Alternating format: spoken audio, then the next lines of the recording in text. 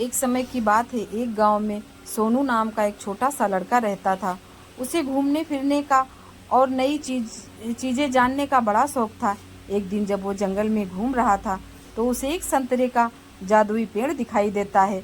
वो पेड़ बाकी पेड़ों से बिल्कुल अलग दिख रहा था। जब सोनू एक संतरे को चखता है तो उसे अपने अंदर भरपूर ऊर्जा महसूस होती है और उसका दिमाग पहले से बहुत तेज हो जाता है। सोनू उस जादुई संतरे का इस्तेमाल अपने खुद के फायदे के लिए करने लगा।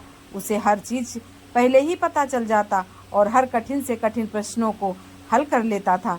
दूर दूर से लोग उसकी इस प्रतिभा को देखने आते थे। जैसे जैसे समय बीतता गया, सोनू की शक्तियाँ कम होती गईं।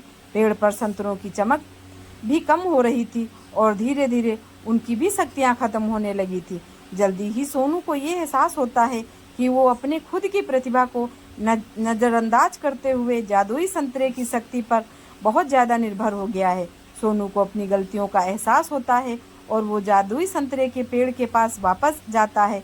वो अपनी लालची स्वभाव के लिए माफ़ी मांगता है और वादा करता है कि अपनी काबिलियत का उपयोग वो अच्छे कामों के लिए करेगा। फिर अचानक से पेड़ के बचे हुए संतरों में वापस चमक आ जाती है।